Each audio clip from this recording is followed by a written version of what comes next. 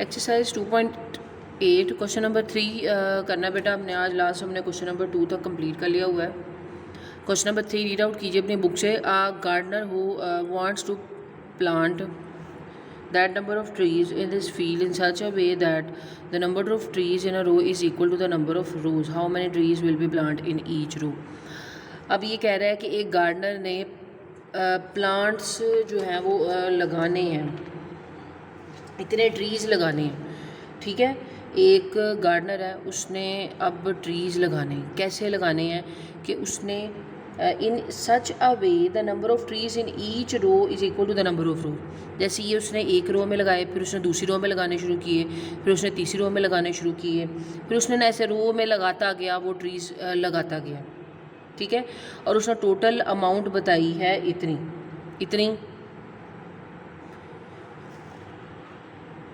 1,22,500 trees जो है ना, 1,22,500 ट्रीज उसने लगाने हैं। अब उसने कहा है कि जितनी वो रोज़ में ट्री लगा रहा है ना, तो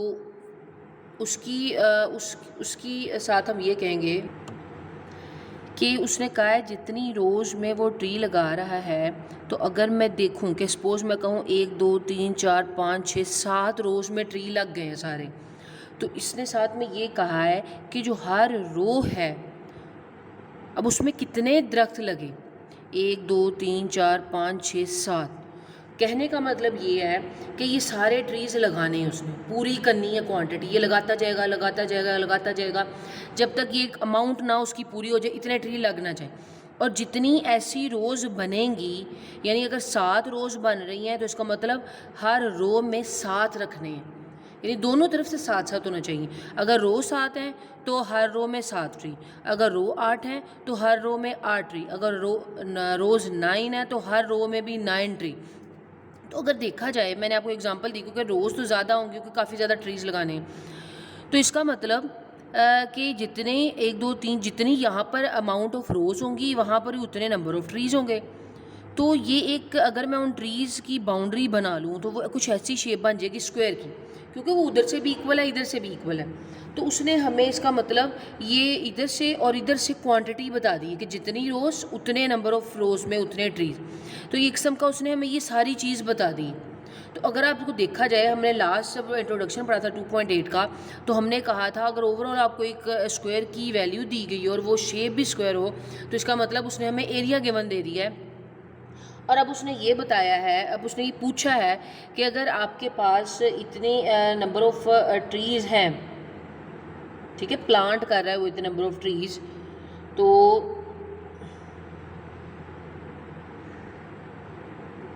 हम यहाँ लिखते हैं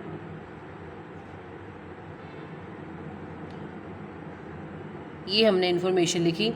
अब उसको चाह रहा है how much plant he will be plants in a row चाहिए उसे हमें। उसने कहा बताओ कि अगर इतने ट्री हैं, यानी इतनी रोज़ हैं, तो एक सपोज 8 रो हैं, तो उसने कहा एक रो में कितने ट्रीज़ होंगे। मैंने आपको मैथमेटिकली बताया है कि अगर 8 ट्री रोज़ हैं तो 8 ही, एक रो में भी 8 ट्रीज़ ही होंगे। ठीक है, तो उसने कहा है ये फाइंड आउट करके दिखाएं। तो अगर इसका मतलब उसने हमें ये एक चीज़ यानी एक साइड की अमाउंट फाइंड करने को कह दी है, और हमें पता था कि जब हमारे पास ओवरऑल वैल्यू होती है, ओवरऑल एरिया होता है, तो इसका मतलब हमारे पास लेंथ और विड्थ मल्टीप्लाई करके आई होती है और उसको हम एरिया कहते हैं। तो इसका मतलब ये है कि अगर उसने आपसे एक साइड फाइंड करने को कह दी है, इन मतलब उसने दूसरे वर्ड्स में जो है वो दूसरी शेप में ये वर्ड्स बोले हैं, तो इसका मतलब उसने हमें एक लेंथ, इससे विड्थ निकालने को कह दी है, एक साइड निकालने को कह दी है। तो अगर हमारे पास ओवरऑल एरिया होता था और हमने एक साइड निकालनी होती थी तो हम स्क्वायर रूट ले लेते थे। तो इस क्वेश्चन में भी वही सेंस बन रही है, तो इसका मतलब हम इसका स्क्वायर रूट फाइंड करेंगे और अपने क्वेश्चन को वैसे ही सॉल्व कर लेंगे। तो अब हम कहते हैं कि अगर मैं यही वाला यहाँ पर रिपीट करूँ कि प्लांट्स इन आ रो, तो वो कैसे आएगा, कैसे निकलेगा? वो ऐसे आएगा कि अगर मैं इस क्वेश्चन का स्क्वायर रूट ले लूँ। ठीक है, तो अब हम स्क्वायर रूट ले लेते हैं। स्क्वायर रूट क्या है? ये अब आपको पता है हमने स्क्वायर रूट लेना सीखा है ना, पीछे जितनी भी एक्सरसाइज पढ़ी हैं 2.2, 3, 4, 5, 6 हमने डिवीजन मेथड से स्क्वायर रूट लेना सीखा है। आप स्क्वायर रूट ले लीजिए और आपका आंसर आ जाएगा। जैसे हमने पहले पेयर बनाते थे, पहले पेयर बनाए, अब क्या करें, तो अब इसको यहाँ पर और यहाँ पर सेम पेयर्स रखने हैं। क्या रखूँ मैं, 3 3s are 9, क्योंकि 2 2s are 4 वो छोटा होगा। अगर मैं 3 से बड़ा 4 लूँगी तो 4 4s are 16 वो बड़ा हो जाएगा। तो मैंने 3 ले लिया। कितने आपके पास रिमेनिंग बचे, 3। फिर वही काम ऐड करते हैं। ये बहुत हम पुराना काम कर रहे हैं ये वाला, तो ये आपको आना चाहिए, ठीक है। मैं 25 उतार देती हूँ। और आपको पता है मैंने आपको ये हिंट बताया, नहीं बता तो आप यहाँ रफ में करके देख लीजिएगा कि लास्ट पे जब 5 आ रहा हो ना, तो मोस्टली यहाँ पर भी 5 ही आना होता है, क्योंकि 5 के में 5 आएगा। हाँ 3 में भी आ जाता है कभी कभार, लेकिन ज़्यादा चांस ये होते हैं। तो हम इसको करके भी देख लें तो हमें अपना डाउट क्लियर हो जाएगा कि वाकई अगर मैं यहाँ भी 5 रखूँ, यहाँ भी 5 रखूँ, फिर 65 को 5 से करूँ तो 3 से 25 आए, तो इसका मतलब ये आ गया। अब नीचे 0 बचा। अब आगे वाला पेयर 0 है पूरे का पूरा। और मैंने कहा था क्योंकि अगर आप यहाँ पर आगे काम करो, यानी आपको लास्ट वाला ऐड करना पड़ेगा। यहाँ हो जाएगा 70 के साथ क्या रखूँ और यहाँ पर क्या रखूँ, 0 आ जाए। अब पता है यहाँ भी 0 रखना पड़ेगा, यहाँ भी 0 रखना पड़ेगा, फिर 0 0 करेंगे तो 0 आएगा। तो इसकी बजाय आप डायरेक्ट देखें कि जब आपका पूरे का पूरा पेयर 0 उतर रहा हो नीचे, तो आप उसकी जगह यहाँ एक 0 लगा सकते हैं। मतलब आप डायरेक्ट कर सकते हैं वो स्टेप, ठीक है। तो इसका मतलब हमारे पास ये वाली बात यहाँ रिपीट कीजिए और आंसर आ गया 350। यानी एक रो में, यानी इसमें एक रो में 350 ट्रीज़ थे। तो इसका मतलब रोज़ भी कितनी होंगी, 350, क्योंकि मैंने आपको अभी बताया भी है कि जितनी रोज़ उतने एक रो में ट्री, क्योंकि प्लांट्स काफ़ी ज़्यादा थे। एग्जाम्पल में तो मैंने जस्ट आपको 8 की एग्जाम्पल दी थी, ठीक है। तो ये क्वेश्चन हो गया। अब बेटा इसी तरह का क्वेश्चन जो है वो पीछे एक्सरसाइज में है, रिव्यू एक्सरसाइज में। अगर आप देखो ना तो मैं आपको निकाल के दिखाती हूँ। पेज नंबर है जी 37 पे क्वेश्चन नंबर 4 मैंने आपको लास्ट टाइम जो था वो होमवर्क में दिया था, ठीक है। पे क्वेश्चन नंबर 5 जो है वो आप लोगों ने अब कर लेना है। ये बिल्कुल ऐसा ही है जैसा मैंने अभी आपको क्वेश्चन नंबर 4 करवाया है। मार्बल्स वाला है, वहाँ पर ट्रीज़ यूज़ हुए हैं, यहाँ पर मार्बल्स यूज़ हुए हैं, जस्ट इतना सा डिफरेंस है। बाकी स्क्वायर रूट लेंगे और आपके पास सिंपल जो है आपका क्वेश्चन सॉल्व हो जाएगा। तो क्वेश्चन नंबर 5 भी आपका होमवर्क में है, रिव्यू एक्सरसाइज में से, ठीक है। इसके बाद एक क्वेश्चन रह गया, वो हमारी लास्ट वाली एक्सरसाइज के साथ हो जाएगा। रिव्यू एक्सरसाइज साथ साथ करते रहा करें। नेक्स्ट क्वेश्चन बेटा, क्वेश्चन नंबर है आपके पास 4। क्वेश्चन नंबर 4 में आपको क्या कह रहे हैं, the area of rectangular field is 10,092 square meter square. Its length is 3 times as the long as its width. Find this parameter. यानी अब उसने क्वेश्चन हमें क्या दिया है कि उसने कहा है आपके पास एरिया है एक रेक्टेंगल फील्ड का। हम पहले लिख लेते हैं, अब बस साथ साथ बुक सामने रखिएगा ताकि क्वेश्चन की स्टेटमेंट समझ आ जाए। एरिया ऑफ रेक्टेंगल दिया हुआ है आपके पास, वो है जी 10092 मीटर स्क्वायर। ये आपको एरिया दिया है। उसने कहा है जो उसकी लेंथ है वो 3 टाइम्स ज़्यादा लॉन्ग है इसकी विड्थ से।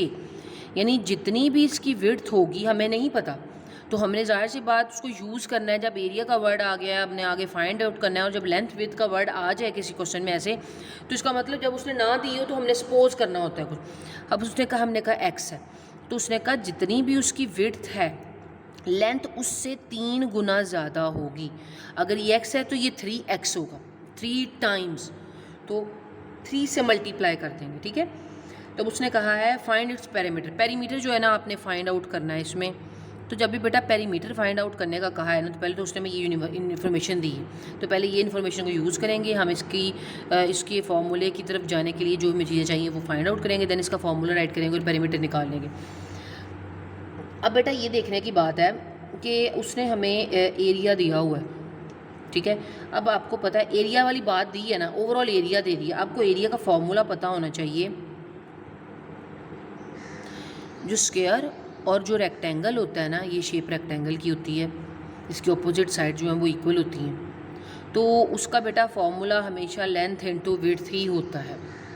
तो अब अगर मैं यहाँ पर एरिया ऑफ रेक्टेंगल निकाल लूँ, तो एरिया ऑफ रेक्टेंगल में मुझे लेंथ को क्या नाम दिया हुआ है, मैंने 3x कहा हुआ है, मैंने विड्थ को क्या हुआ है, मैंने x कहा हुआ है, और एरिया ऑफ रेक्टेंगल क्या है आपके पास, ये है। तो इसका मतलब मैं एरिया ऑफ रेक्टेंगल की जगह उसकी वैल्यू लिख सकती हूँ, मैंने सिंपल क्या किया है, एरिया ऑफ रेक्टेंगल की जगह उसकी वैल्यू लिखी और एरिया ऑफ रेक्टेंगल का पहले आगे फॉर्मूला ओपन कर दिया ना, उस फॉर्मूले को मैंने एलेबरेट किया, देन उसकी वैल्यू जो दी हुई थी वो भी, यानी एरिया ऑफ रेक्टेंगल का उसने आंसर दिया हुआ है और यहाँ उसका फॉर्मूला ओपन कर दिया।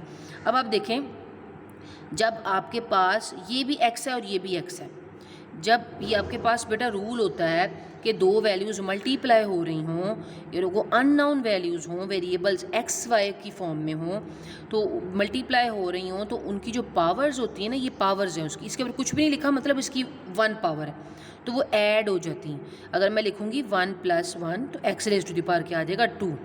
ये वैसे रफ वर्क किया, यानी ये भी एक x था, ये भी x था। मल्टीप्लाई में जब वेरिएबल मल्टीप्लाई हो रहे हैं ना, वेरिएबल का मतलब होता है जिसकी वैल्यू का नहीं पता, हमें नहीं पता ये x क्या है, अभी तो वो आएगा x, ठीक है, तो ये x2 हो गए और वो मैंने आपको बता दिया वो कैसे हुए। यहाँ पर यही फाइंड आउट, यही लिख देते हैं।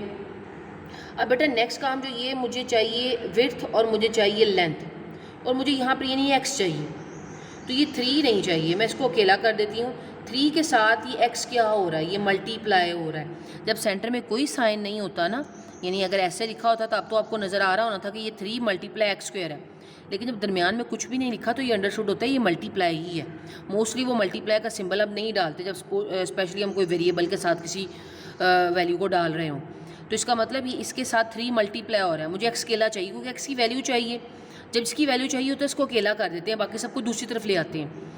यहाँ पर x मल्टीप्लाई हो रहा है, अगर मैं इसको इधर लेके आऊँगी इक्वल के, तो ये डिवाइड हो जाएगा। एक चीज़ अगर एक साइड पे मल्टीप्लाई हो रही है तो वो दूसरी साइड पे आके डिवाइड हो जाएगी। अगर आप चाहें तो ये भी आप m² ना लिखें, लास्ट पे इसको लिख दें, यूनिट को लास्ट पे लिख देंगे हम, ठीक है, ताकि कंफ्यूज ना हो जाए हम। तो यानी इसके साथ ये मल्टीप्लाई और ये इसके साथ आके डिवाइड हो जाएगी और यहाँ x² अकेला रह गया। अब अगर मैं इसको डिवाइड कर लूँ तो आपको आपको मिलेगा, हम डिवाइड कर ले, 3 × 1 = 3, 3 × 3 = 9, 3 × 3 = 9, 3 × 7 = 18, सॉरी 3 × 6 = 18 और 3 × 4 = 12। यानी मैंने कटिंग कर ली 3 के टेबल पे ना, तो ये आ गया मेरे पास ये चीज़। अब मुझे x² नहीं चाहिए, मुझे क्या चाहिए, x चाहिए, तो इसका मतलब स्क्वायर ख़त्म करना है। आपको पता है हमने जब स्क्वायर लेंगे तो स्क्वायर रूट से स्क्वायर क्या हो जाएगा, ख़त्म। तो हम लिखेंगे यहाँ taking square root on both sides, ये बोथ साइड्स की शॉर्ट फॉर्म लिख दी है मैंने, तो ये इससे क्या हो जाएगा, ख़त्म। आपको पता है स्क्वायर रूट किसी के ऊपर डाला हो, ये रफ वर्क है साइड पे, ठीक है, स्क्वायर रूट किसी के ऊपर डाला हो तो इसका मतलब होता है उसके ऊपर पावर 1/2 है और वो इसकी पावर को ख़त्म कर देता है, इसलिए ये इससे कैंसिल हो गया यहाँ पर। लेकिन इस पर स्क्वायर रूट रहा, तो आप इसका मतलब इसका स्क्वायर रूट आप क्या करोगे, फाइंड करोगे, ठीक है। इसका आप जब स्क्वायर रूट फाइंड करेंगे, कैलकुलेटर से हम यूज़ करते हैं, तो इसका स्क्वायर रूट फाइंड कर लेते हैं, यानी हमें इसका भी स्क्वायर रूट फाइंड करना है, फिर हमें आंसर यहाँ मिलेगा। तो अगर नेक्स्ट पेज पे हम इसका स्क्वायर रूट फाइंड करें अब देखें मैं, यानी ये x आ गया ना, मैं इसको मतलब लिख लेते हैं, हमारे पास ये है ये वैल्यू, ठीक है। यहाँ इसका स्क्वायर रूट तो ख़त्म हो चुका है, अभी इस साइड का ख़त्म करना है, तो इसका मतलब हम ऐसे स्क्वायर रूट ले लेते हैं, पेयर बना लेते हैं। 5 × 5 = 25, शॉर्टेस्ट पेयर यही है आपके पास। 8 बच गया, माइनस किया, 64 का पेयर नीचे उतार लिया, 5 ऐड किए, 10 हो गया। अब इसके साथ हम क्या वैल्यू लगाएंगे कि ये इसको डिवाइड करें, 2 3 4 ऐसे करते हैं, 8 × 8 = 64, 8 से होगा, यस, यहाँ भी 8 लगाया, यहाँ भी 8 लगा, क्योंकि मैं ये लास्ट वाली वैल्यू देख रही थी कि जब मैं 8 को 8 से करती तो ये 64 आ रहा था, 4 चाहिए था, तो इसलिए ज़रा वो डायरेक्ट मैंने कर लिया।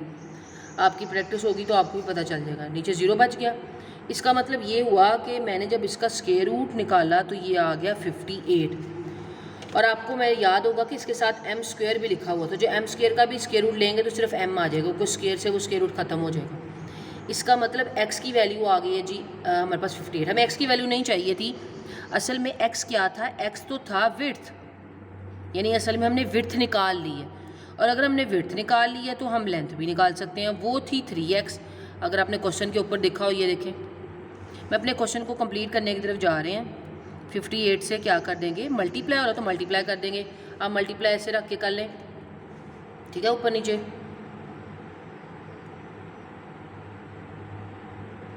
तो ये आपके पास आ जाएगा 174 रफ में करके देख लीजिए। और चूँकि यहाँ पर मीटर है तो यहाँ पर भी मीटर और यहाँ पर भी मीटर। अब बेटा उसने हमें निकालने को कहा था पेरीमीटर। हम देखते हैं कि अब हमारा मेन क्वेश्चन था पेरीमीटर फाइंड करना। पेरीमीटर ऑफ रेक्टेंगल का फॉर्मूला होता है 2 इंटू लेंथ प्लस विड्थ। ये मैं एल फॉर लेंथ और डब्ल्यू फॉर विड्थ यूज़ करती हूँ, आप फुल स्पेलिंग भी यूज़ कर सकते हो। तो 2 इंटू लेंथ आपके पास क्या आ गई। अब देखें ना, यहाँ लेंथ और विड्थ चाहिए थी, हमारा क्वेश्चन ये था फाइंड करना। लेकिन जब हम ये फॉर्मूला डायरेक्ट लगा देते, ना हमारे पास लेंथ थी ना हमारे पास विड्थ थी।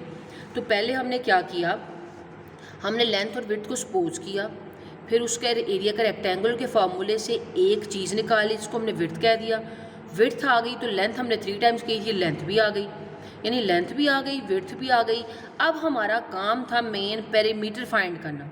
तो अब हम क्या करें, हमने फार्मूला लगाया, लेंथ हमारे पास थी जी आई हुई 174 प्लस विड्थ हमारे पास आई है 58, दोनों के साथ मीटर मीटर है। अब इन दोनों को पहले क्या कर लें, ऐड, और जो आंसर आए उसके साथ मल्टीप्लाई कर लें। पहले ब्रैकेट सॉल्व करते हैं हमेशा, तो इसका मतलब पहले हम इसको ऐड करेंगे। तो 174 में 58 ऐड करें तो आपके पास क्या आ जाएगा,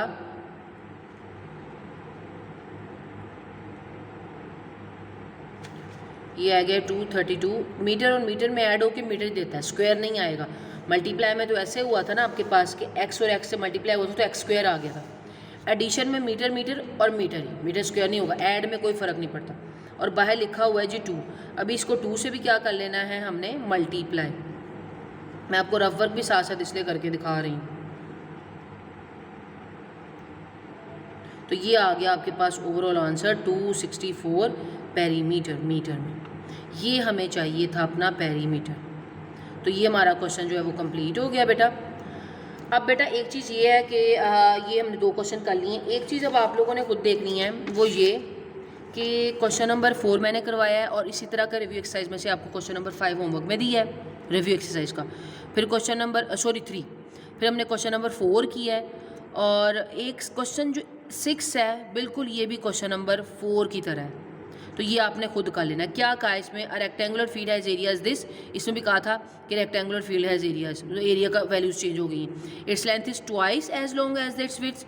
यहाँ पर कहा था इट्स लेंथ इज 3 टाइम, वहाँ जहाँ 3 लिखा है वहाँ 2 आ जाएगा। यानी यहाँ पर अगर आपको मैं क्वेश्चन दिखाऊँ तो यानी ये ऐसे लिख के इसकी वैल्यू लिख देनी। यहाँ पर जो चेंज हुई है, एक्स विड्थ की जगह एक्स आ जाएगा, लेंथ की जगह पहले 2x लिखा है, इस क्वेश्चन में आप लिख देना है 2। यानी क्वेश्चन नंबर किसकी बात कर रहे हैं, 6 में अगर देखें तो यहाँ 2 आ जाएगा, बाकी सारा कुछ यही। अब उसने पेरीमीटर नहीं फाइंड करने को कहा। उसने क्या कहा इस क्वेश्चन में, आपने ये दोबारा से करना है, मैं तो इसी क्वेश्चन में जो है वो चेंजिंग कर रही हूँ। उसने सिर्फ कहा है कि इसमें आप फाइंड करें कि बेटा, उसने ये कहा है कि आपने जस्ट इसमें लेंथ फाइंड करनी। यानी आप देखें उसने क्वेश्चन इसमें और इसमें क्या डिफरेंस है। इसमें लेंथ फाइंड करने के बाद हमने पेरीमीटर भी फाइंड किया है, क्योंकि पेरीमीटर फाइंड करने के लिए इसमें हमें लेंथ चाहिए ही चाहिए थी, पर इसमें सिर्फ लेंथ तक की कहा है।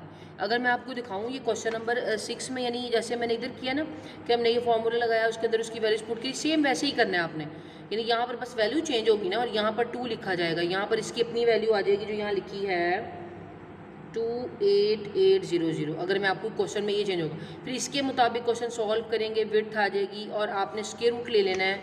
और जब स्क्वायर रूट लेके आप देखोगे विड्थ और लेंथ, यानी यहाँ 2x और 2 होगा, जो भी वैल्यू होगी, यानी यहाँ तक क्वेश्चन आपका ये वाला है।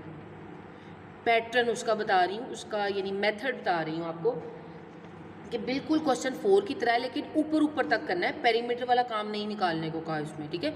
जस्ट उनको लेंथ चाहिए थी, उन्होंने इस क्वेश्चन में आपको लेंथ फाइंड आउट करने को कही है, तो आपने लेंथ फाइंड करके क्वेश्चन वाइंड अप कर देना है। क्वेश्चन नंबर 6, अब क्वेश्चन नंबर 4 हुआ है, 6 और 3 हो गया।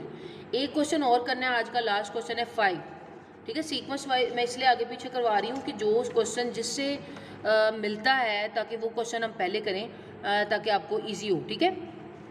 तो बेटा अब हमारा जो 5 क्वेश्चन पढ़े ज़रा, छोटा सा क्वेश्चन है, ये इजी है। द एरिया ऑफ थोड़े चेंज क्वेश्चन है सारे, तो सबको अलग से समझना पड़ेगा आपको अच्छी तरह से, ठीक है। The area of a circular region is this square decimeter, decimeter square दे दिया है। फाइंड इट्स रेडियस, और पाई की वैल्यू 22/7 भी दी हुई है। अब एरिया ऑफ सर्कल बोल रहा है, एरिया ऑफ स्क्वायर देखा, एरिया ऑफ रेक्टेंगल देखा, दोनों के फॉर्मूला सेम थे एरिया के, लेंथ मल्टीप्लाई बाय विड्थ थे एरिया। फिर हमने पेरीमीटर का फॉर्मूला भी देखा, उसमें यूज़ हो रहा था क्योंकि वो। अब हम एरिया ऑफ सर्कल देख रहे हैं। अब उसने जो हमें गिवन दिया हुआ है ना क्वेश्चन नंबर 5 में, हम पहले वो राइट डाउन कर लेते हैं कि उसने आपको दिया हुआ बेटा एरिया ऑफ सर्कल जी। एरिया ऑफ सर्कल है आपके पास 616 डेसीमीटर स्क्वायर, हमने वो लिख लिया। अब इसके बाद नेक्स्ट चीज़ हमें क्या दे रहा है, उसने कहा है कि इसका रेडियस फाइंड करना है आपने, जबकि पाई की वैल्यू भी उसने दे दी है। पाई की आपको मैंने जिक्र किया था, हमने ये चीज़ पढ़ी है स्टार्टिंग में भी, आई थिंक सो। चले खैर अब बेटा देखिए कि एरिया ऑफ सर्कल की, पहले एरिया ऑफ सर्कल का नाम आया है तो एरिया ऑफ सर्कल का एरिया का फॉर्मूला लिख लेते हैं, ठीक है। सर्कल का एरिया निकालने का फॉर्मूला, ये सर्कल का एरिया। आपके पास सर्कल का एरिया फाइंड आउट करने का फॉर्मूला होता है पाई आर स्क्वायर। ये फॉर्मूला देखिए, ये पाई हुआ ना, इसमें ये वाली पाई की वैल्यू यूज़ करनी, हमने लिख लिया। हमने ये क्वेश्चन की इन्फॉर्मेशन लिखी, देन हमने लिखा कि इसमें एरिया का वर्ड यूज़ हुआ है तो हमने कहा एरिया ऑफ सर्कल लिख लेते हैं, ठीक है। इसके बाद जब हमने एरिया ऑफ सर्कल लिख लिया तो इसका मतलब एरिया ऑफ सर्कल की वैल्यू है 616, यानी एरिया ऑफ सर्कल के नीचे लिख लेते हैं 616, ठीक है। डेसीमीटर भी जो यूनिट आप लिखिए या ना लिखें लास्ट पे लिख लें, आपको पता है मैं बताती हूँ, तो यहाँ लिख लें साथ में। इसकी जगह इसकी वैल्यू लिख दी, पाई की जगह पाई की वैल्यू देख के लिख दी। ये आपस में कुछ नहीं लिखा ना दरम्यान में, तो मतलब मल्टीप्लाई हो रही है, यहाँ मैंने डाल दिया मल्टीप्लाई। आर स्क्वायर, आर उसने फाइंड करने को कहा है, तो आर स्क्वायर यानी आर फाइंड करने को कहा है। लास्ट में हम स्क्वायर को भी खत्म कर देंगे तो पीछे आर रह जाएगा। तो जिसको फाइंड करने को कहा है, ऑब्वियस बात है वो हमारे पास नहीं है, तो हम उसको वैसे यहाँ पर राइट डाउन कर लेते हैं, ठीक हो गया। अब बेटा हमने सॉल्व करना है। आपको मैंने पीछे वाले क्वेश्चन में बताया था कि यहाँ पर x जैसे था तो हमने इसको अकेला किया था, बाकी तमाम वैल्यूज़ को हम दूसरी तरफ ले आए थे। आर स्क्वायर में भी यही करेंगे कि आर को यहीं रहने देंगे, मतलब आर स्क्वायर को, और बाकी जो 7 वैल्यूज़ लिखी इनको यहाँ ले आएंगे साथ इक्वल के साइड पे जाके। अब जो वैल्यू देखते हो ना, आप देखते हो पहले ये वैल्यू को देखो या इस वैल्यू को देखो, पहले जो डिवाइड में वैल्यू होती है उसको देखा जाता है, ठीक है। क्योंकि मैं इसको उठा के नहीं ला सकती क्योंकि इसके साथ ये जुड़ा हुआ है, पहले इसको लेके आना पड़ेगा, देन इसको लेके आना पड़ेगा। ये वैल्यू नीचे है, ये वैल्यू मतलब ऊपर है ना, देखें ये ओवर के नीचे है और ये ऊपर है, मतलब इसके नीचे 1 है तो ये कुछ भी नहीं है, 1 है तो ये नीचे है, ये ऊपर है, यानी ये वैल्यू अगर मैं देखूं तो ये वैल्यू इसके साथ डिवाइड हो रही, जो वैल्यू ऊपर नीचे होती है वो डिवाइड हो रही होती है। आपको पता है अगर कोई वैल्यू ऐसे लिखी इसका मतलब ये दोनों डिवाइड हो रही है, ऊपर नीचे है ना, तो इसका मतलब ये इसके साथ डिवाइड हो रही, आर के साथ, आर के रिस्पेक्टिव देख रहे हैं क्योंकि आर की वैल्यू फाइंड करने लगे। तो अगर 7 इधर डिवाइड हो रहा है तो इसका मतलब ये इधर आके मल्टीप्लाई हो जाएगा। इसको भी यूनिट को मत लिखें, ये आपकी मर्जी है, मल्टीप्लाई हो गया। ये इसके साथ क्या हो रहा है, मल्टीप्लाई हो रहा था तो यहाँ पर आके डिवाइड हो जाएगा, ठीक है। वो डिवाइड हो रहा था वो मल्टीप्लाई हो जाता है, जो मल्टीप्लाई हो रहा है वो डिवाइड हो जाता है। अब ये 22 आप चाहते तो इसके नीचे लिख देते, अलग से इसके नीचे लिख देते, मैंने ओवरऑल में लिख दी है क्योंकि वो ओवरऑल में मल्टीप्लाई इसके नीचे हो या इसके नीचे हो, वैल्यू बात एक ही है क्योंकि वो नीचे है, दोनों के डिवाइड में नीचे है ना, तो वो ओवरऑल नीचे, क्योंकि जब मैं मल्टीप्लाई होंगे तो इनका आंसर एक ही आ जाएगा। यहाँ रह गया आर स्क्वायर। अब बेटा इन दोनों को हमने क्या कर लेना है, मल्टीप्लाई, और फिर जो आंसर आएगा इस पर डिवाइड।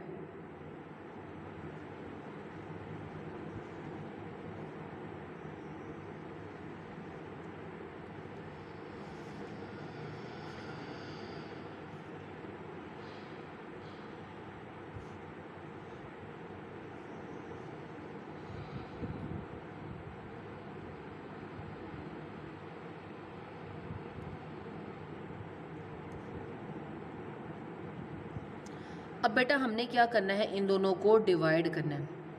2 1 जा 2, 2 1 जा 2, 2 2 जा 4, 2 1 जा 2, इसमें से 1 बचे इधर आ गए, 2 10 जा, ये हो गया आपके पास 2 1 जा 2 11 हो गए। हाँ बल्कि ऐसे करते हैं, इसको ऐसे डिवाइड करके देख लेते हैं। ये 1 डाला था, ये 2 1 डाला था, सॉरी।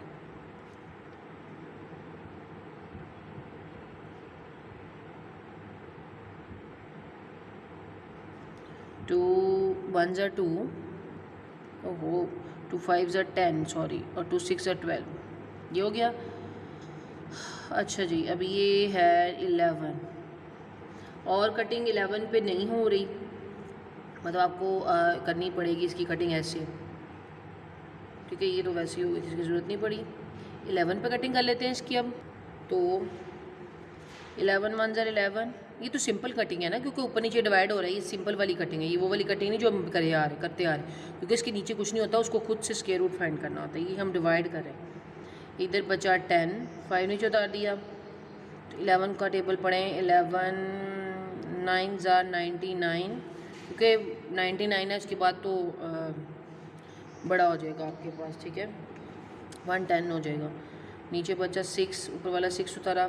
11 6 ज़ार 66, तो ये नहीं आ गया। जी बेटा, इसको डिवाइड किया है, तो डिवाइड करने के बाद हमारे पास आया है 196, ठीक है, are square.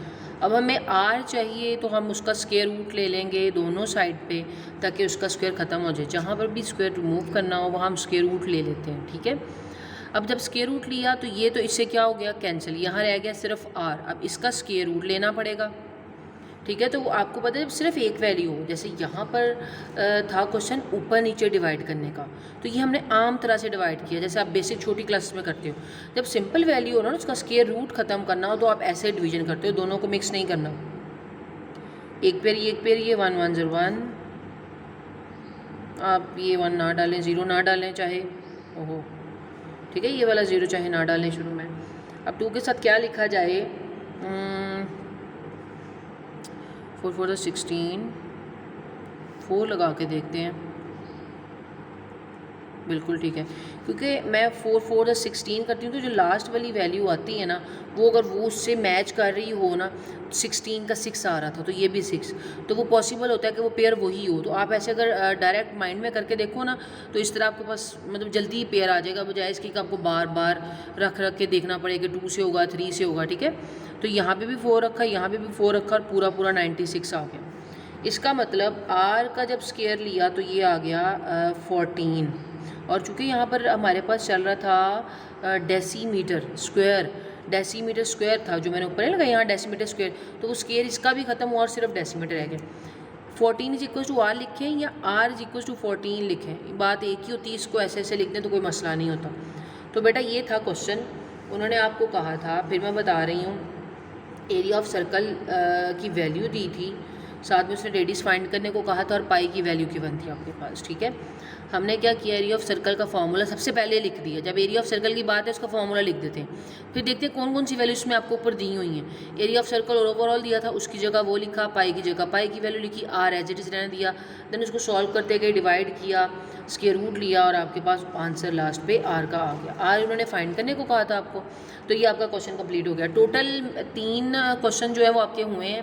Question number 3 4 5 6, 4 question हुए हैं, और एक रिव्यू एक्सरसाइज का क्वेश्चन आपको होमवर्क में मिला है। तो टोटल 5 क्वेश्चन हो गए हैं, आपने आज करने इतने क्वेश्चन करने हैं, और साथ में फिर कल इंशाल्लाह हम एक्सरसाइज को कंप्लीट कर लेंगे, और नेक्स्ट फिर 1-2 दिनों में हमारा ये चैप्टर भी वाइंड अप हो जाएगा। टिल देन बेटा, ओके, अल्लाह हाफिज़।